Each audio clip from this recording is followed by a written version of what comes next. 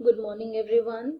I hope you all have studied the material which I have sent you yesterday. About Green Revolution, I taught you that Green Revolution was very necessary because our productivity was very low. We were not having new technology for agriculture. We were dependent on completely rainfall. So Green Revolution was very necessary. About Green Revolution, you might have studied in yesterday's videos. And now I'm talking about some concerns in implementing Green Revolution. Implementing Green Revolution, each and everything, if everything is positive, there's something or the other is negative along with it. So there was negativity with the Green Revolution also. These were the concerns with the Green Revolution. Number one was risk of pest attack.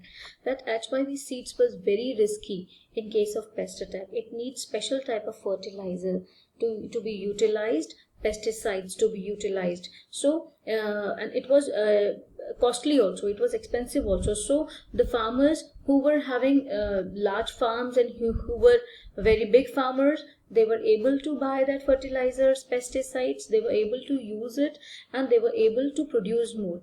But the small farmers, they was not having enough money to spend on pesticides, and just because of that, if they spend money on HYV seeds, if they spend money in HYV seeds, it is difficult for them to spend money in the pesticides because they were unable to spend in pesticides, and all the HYV seeds which they bought, all the agriculture which they did is of no use because it was very risky. There is a very big risk of pest attack, and due to pest attack, all the crops were exploited by the pest because small farmers were unable to use the pesticides and fertilizers. And risk of increase in income inequalities. Income inequalities का मतलब तो यहाँ पे यही आ जाता है कि HYV seize हम लोग अभी जो मैंने आपको बताया कि प्रोन टू पेस्ट अटैक थी, तो जो स्मॉल फार्मर्स थे जिन्होंने टेक्नोलॉजी यूज की थी, वो उनका सब कुछ खत्म हो जाता था, पूरी फार्मिंग एक्सप्लॉइट हो जाते थे just because they were unable to use pesticides, proper pesticides for that. तो इसीलिए उनका सब कुछ खत्म हो जाता था. फार्मिंग जो कर रहे हैं वो कुछ मिलता नहीं था, कुछ आउटपुट नहीं मिलता था, सब पेस्ट खा जाते थे. एंड जो हमारे बिग फार्मर्स थे जिनके पास पैसा था, जो यूज कर सकते थे, उनका प्रोडक्शन और बढ़ गया. तो इसने इनकम इनइक्वालिटीज को बढ़ा दिया. Rich become more richer and poor become more poorer. After this you can see that government role. What was the government role in this? Government gave financial help. अब क्योंकि देखो कोई भी नई चीज आती है, किसी को भी अडॉप्ट करने में ना टाइम लगता है, डर लगता है कि इसको अडॉप्ट किया जाए या नहीं किया जाए. तो गवर्नमेंट ने फार्मर्स को हेल्प किया था, स्मॉल फार्मर्स को, कि ठीक है, if you want to buy HYV seeds and the pesticides for it, fertilisers for it, manures for it, so you can take loans at low interest rates. So small farmers were getting loans at low interest rates, and even fertilizers also they were getting from the industries at very subsidized rate. बहुत सस्ते में उनको fertilizers भी मिल रहे थे subsidized rate पे, because government was providing subsidy to those industries just to give those fertilizers at a very less rate to the farmers. की छोटे फार्मर्स को आप इसको सब्सिडाइज रेट पे दो, सस्ता करके दो, आपका जो ऊपर का पैसा होगा गवर्नमेंट आपको प्रोवाइड करेगी जो भी उसको नीड थी. तो गवर्नमेंट ने ये फाइनेंशियल हेल्प दिया था. फिर उसके बाद रिसर्च इंस्टीट्यूट्स की अगर हम बात करें, तो छोटे फार्मर्स जो हैं, क्योंकि पेस्ट अटैक की वजह से पूरा का पूरा रुइंड हो गए थे, तो गवर्नमेंट ने भी रिसर्च इंस्टीट्यूट्स को बोला था कि तुम भी काम करो कि हम पेस्ट से बचाने के लिए हम और क्या कर सकते हैं. कितने महंगे महंगे पेस्टिसाइड्स आते हैं, अपने ही कुछ रिसर्च इंस्टीट्यूट्स के अंदर कुछ पेस्ट अटैक को बचाने के लिए पेस्टिसाइड्स बनाए जाए. तो ये गवर्नमेंट ने यहाँ हेल्प किया था. फिर उसके बाद debate over subsidies to agriculture. अब डिबेट छिड़ी कि एग्रीकल्चर के अंदर सब्सिडी सरकार को देनी चाहिए या नहीं देनी चाहिए. आज तक देखो सब्सिडी मिलती है, आज की डेट में भी अगर सब्सिडी अगर फार्मर्स को जा रही है तो क्या ये देनी चाहिए कि नहीं देनी चाहिए. कुछ लोग बोलते हैं नो. क्यों? क्योंकि सब्सिडीज देना गवर्नमेंट के ऊपर बर्डन है. गवर्नमेंट कहाँ से लाएगी इतना पैसा, वो फिर दूसरों से टैक्स लेके सब्सिडी देगी. और कुछ लोग बोलते हैं यस कि फार्मर्स के लिए बहुत ज्यादा इंपॉर्टेंट है. अब जो तो उसके फेवर में थे कि सब्सिडीज देनी चाहिए, वो क्या बोलते हैं कि रिस्की बिजनेस है. गवर्नमेंट को देना चाहिए एग्रीकल्चर सब्सिडी। क्यों? क्योंकि सबसे ज्यादा पॉपुलेशन हमारी फार्मिंग पे लगी हुई है और बहुत ज्यादा रिस्की बिजनेस है। बारिश हो ना हो, काम चले ना चले, प्रोडक्शन हो ना हो, तो ये सारी चीजों की वजह से रिस्क तो है ही है। तो इस वजह से गवर्नमेंट को सब्सिडी दे देनी चाहिए ताकि फार्मर्स को इंसेंटिव मिले, फार्मर को मोटिवेशन मिले, एनकरेजमेंट मिले ज्यादा से ज्यादा प्रोडक्शन करने का। दूसरा, इनकम इनइक्वालिटी हो रही है कि एलिमिनेटिंग सब्सिडी, अगर हम लोग सब्सिडी हटा देते हैं तो गरीब तो कुछ भी नहीं खरीद पाएगा, अमीर आदमी सारा कुछ खरीद लेगा। तो इसीलिए इसमें क्या हो जाएगा, वही हो जाएगा, अमीर आदमी का प्रोडक्शन अच्छा हो, गरीब कुछ खरीद ही नहीं पाएगा तो फिर उसका प्रोडक्शन कहाँ से अच्छा होगा। तो ये इनकम इनइक्वालिटी को बढ़ाएगा। और जब इनकम इनइक्वालिटी के अंदर हम देख रहे हैं rich is become more rich and poor is become poorer, तो ये पॉवर्टी को भी एनहांस करेगा। तो majority of the farmers is very poor and they will not be able to afford required inputs without the subsidies. ये favour में थे कि सब्सिडीज जो है देनी चाहिए, लेकिन इसके अगेंस्ट में भी बहुत लोग थे कि burden on government. Obviously it is a burden on government, it is a huge burden on the government finances, it should withdraw as their purpose has been serve. देखो आज की डेट में भी सब्सिडीज जाती है। अगर आज की डेट की हम बात करें तो डिबेटेबल क्वेश्चन है कि आज सब्सिडीज क्यों जाती है। अब तो फार्मर्स के पास बहुत पैसा है, ठीक है, तो अब ये बोलते हैं कि जिस टाइम पे हमने सब्सिडीज देना स्टार्ट किया था, अगर हम बैक में जाके देखें तो दैट इज गुड, ठीक है, उस टाइम पे हमें लगता था कि नहीं देनी चाहिए क्योंकि अभी नई नई चीज आई है, HYV सीड्स नए नए आए, किसी को नहीं पता कैसे काम करेंगे। लोगों को अगर आपको मोटिवेट करना है तो आप लोगों को कुछ सस्ते में करा के दे दोगे, चलो तुम स्टार्ट तो करके देखो, किसी भी नए बिजनेस को स्टार्ट करना है।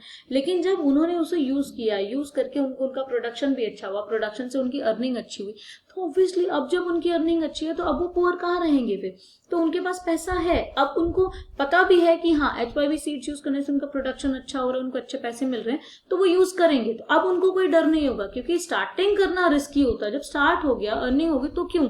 तो यहाँ पे यही बोलते हैं कि मेन पर्पस तुम्हारा था स्टार्टअप कराना, जब वो तुम्हारा मेन पर्पस सॉल्व हो गया, लोगों को बताना कि HYV सीड्स बहुत फायदे किए, ये पर्पस सॉल्व हो गया, तो अब क्यों देते हो तुम सब्सिडी, अब वो अपनी अर्निंग से लेंगे। Still government is giving subsidy. Benefit to rich farmers, subsidies जो है सिर्फ पुअर को नहीं, जो रिच फार्मर्स है वो भी तो सब्सिडी ले रहे हैं, जो प्रॉस्परस हैं, जो अपने आप कर सकते हैं, वो भी सरकार से सब्सिडी ले रहे हैं, उनको सब्सिडी क्यों मिल रही है।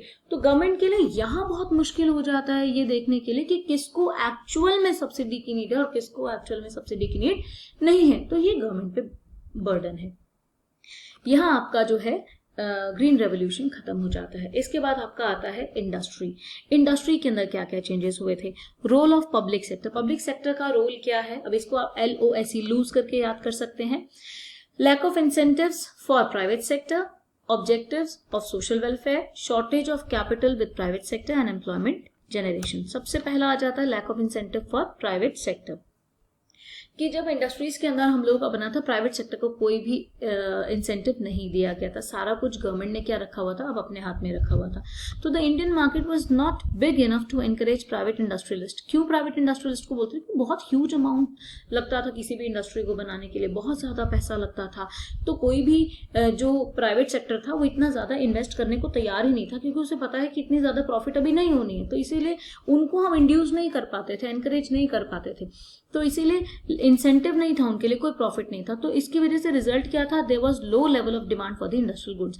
जब एग्रीगेट डिमांड ही कम हो गई क्योंकि लोग ही यहाँ पे नहीं थे खरीदने वाले, उनको फिर जब वो इंडस्ट्रीज गुड्स को देख रहे हैं कि बन ही नहीं रही है, तो उनकी डिमांड्स भी जो है, और बाहर से भी कुछ नहीं आ रहा है, तो उनकी डिमांड जो थी लोगों की, एग्रीगेट डिमांड, टोटल डिमांड की अगर हम बात करें, वो हमारी बहुत कम हो गई थी, क्योंकि ना तो इन्वेस्टमेंट हो रहा था ना एक्सपेंडिचर हो रहा था, and no inducement to invest because of low profitability. जब पता प्रॉफिट नहीं मिलना तो इन्वेस्टमेंट भी कुछ नहीं हो रहा था।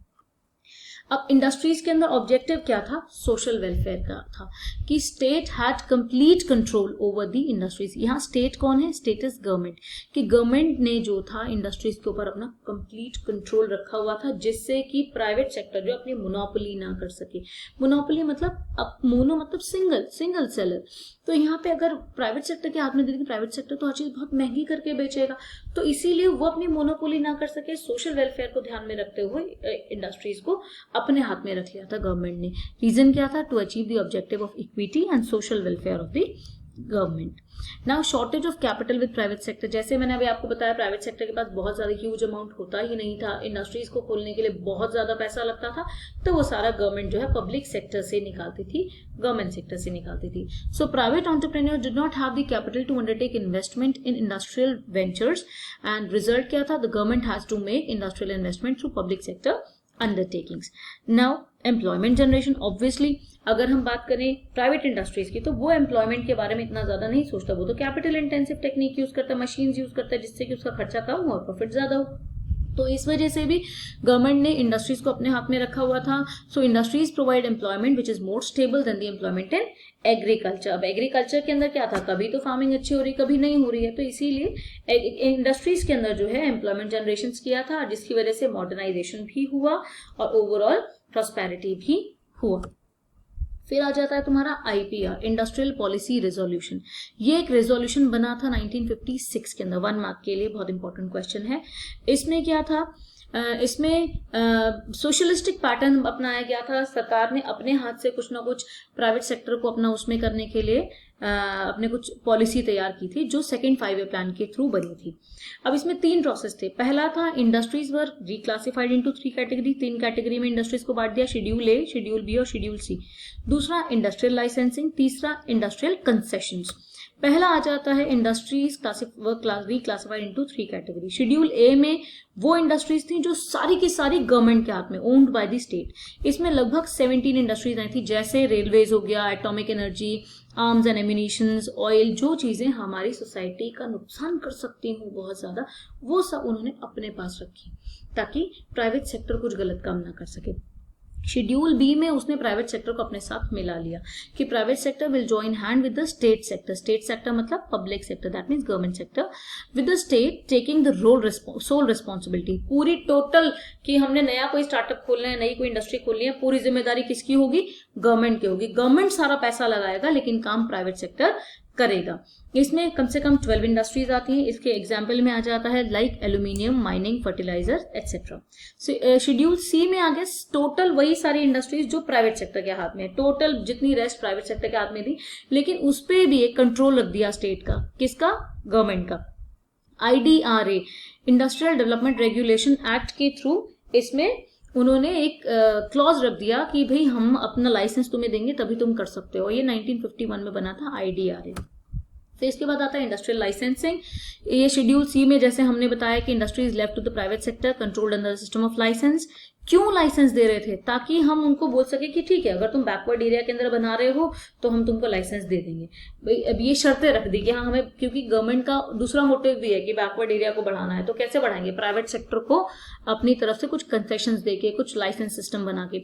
तो उन्होंने प्रमोट किया इंडस्ट्रियलाइजेशन बैकवर्ड रीजन्स। और लाइसेंस किस किस चीज के लिए होता था, यदि अगर आपको कोई न्यू इंडस्ट्री खोलनी है, for that you need licence, and if there is an existing industry and they wanted to increase their production or expand their production, variety of production, at that time also they need license from the government. And what is industrial concessions? Industrial concession is giving some benefits to the private sectors to promote regional equality. Regional equality means backward areas के अंदर जाके if you will open your industries in the backward regions, we'll give you tax benefits, हम तुम्हें tax माफ कर देंगे, और else will give you electricity at a concessional rate, हम सस्ते रेट पे, लोअर रेट पे तुमको बिजली दे देंगे।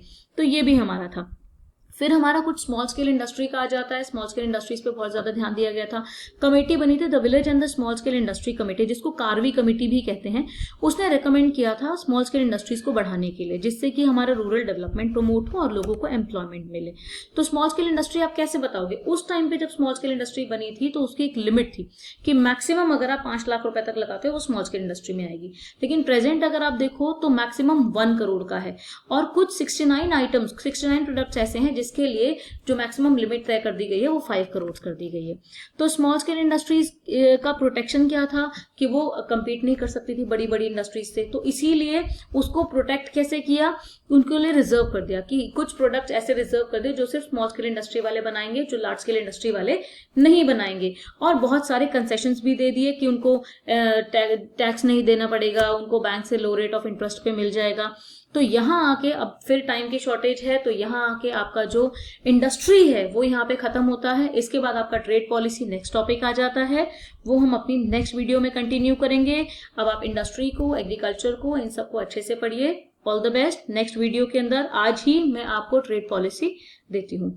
Good bye, all the best, God bless you.